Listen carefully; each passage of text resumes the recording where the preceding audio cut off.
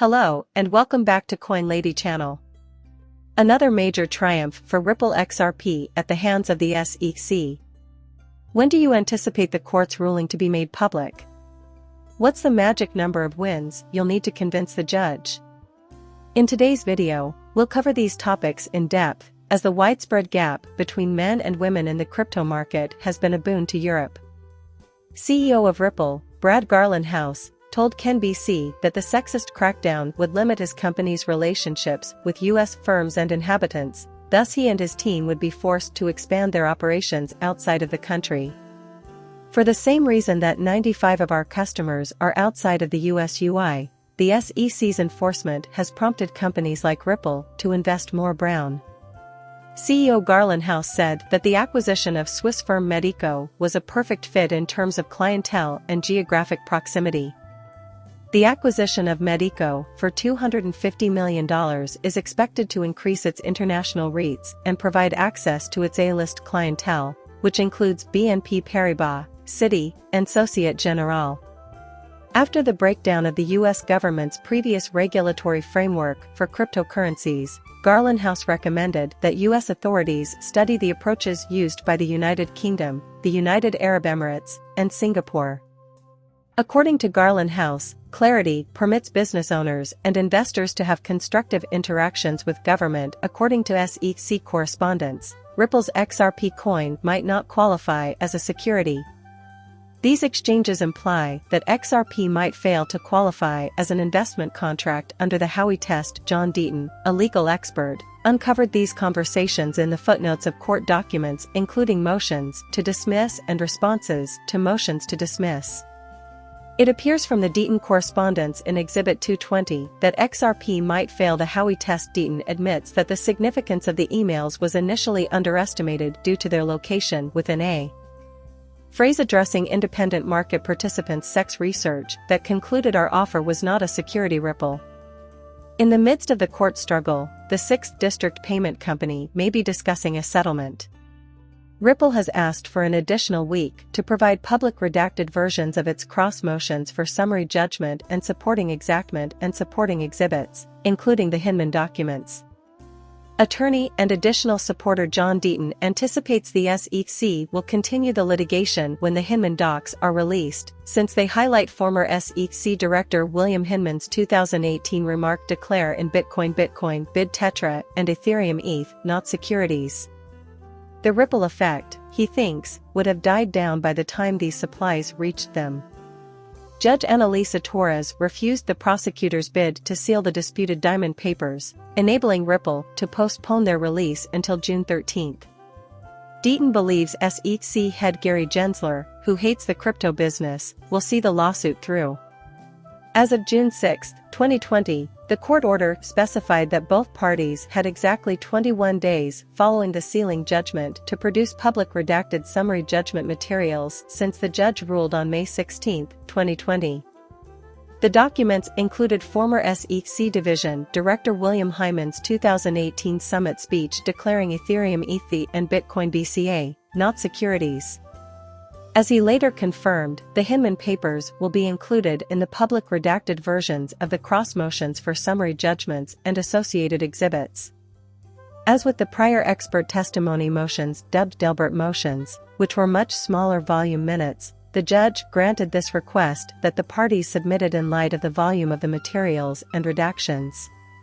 Deaton told Fox Business journalist Alia Tourette on May 21 that the speech would cause more market confusion, and the letter claims that Hyman's director of the Division of Trading and Markets, Brett Redfern, will be quoted in an upcoming email release.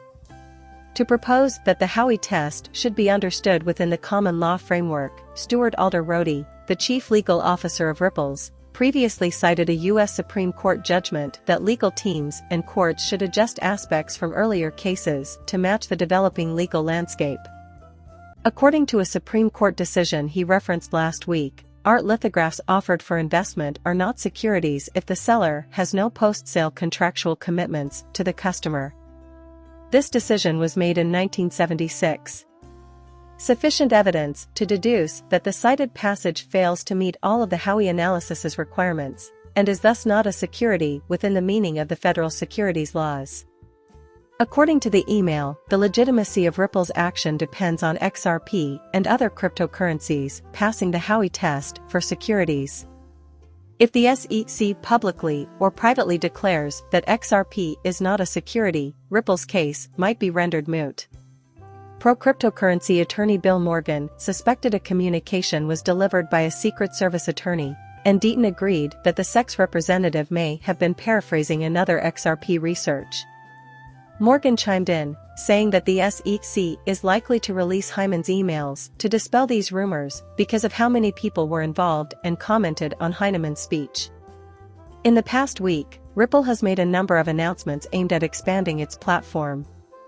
CEO Brad Garlin has cited potential for expansion outside the United States as the impetus behind Ripple's $250 million purchase of Medico. The cryptocurrency payment company has stated that the XRP blockchain and token are compatible with its itty-bitty platform. Former federal prosecutor turned defense attorney James K. Filing expects the disputed Hyman speech materials to be released on June 6. The subject of the Hyman paper is claims made by former director of the SEC Corporate Finance Unit Bill Hyman in 2018, implying that ETH was not a security. The documents reveal internal SEC discussion and debate regarding the relevant speech. Fallon, who has been following the Hot V's Ripple case closely for the past 2 years, informed his readers on May 17 whether or not the files would be unsealed. In accordance with the judgment handed out on September 22, 1220.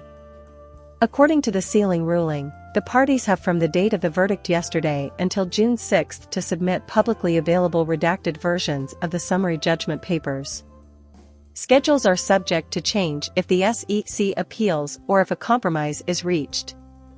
The SEC has about 10 days to file an appeal to this verdict, according to Jeremy Hogan, partner at Hogan, and another attorney following the case. Some in the XRP community, including Ashley Prosper, are skeptical that the prospect of unsealing the papers would induce the parties to seek a settlement, on the grounds that they each may be in possession of information that they don't want the other to have. On May 16, Ripple CEO Brad Garlin-House tweeted that the company could not wait for the unredacted versions of the Hyman emails to be made public. Although Ripple Labs has had access to the records for some time, it still views this as a critical piece of the argument in which to disprove the claims of the SECs that XRP is a security. The SEC asked for the papers to be sealed at the end of December, citing that they were irrelevant to the outcome of the lawsuit and that the SEC's purpose outweighed the public's right to access the materials. On May 16, a formal denial was issued, awarded Ripple Labs a win for the week. It's all over today. Please like and subscribe my channel. See you later, bye.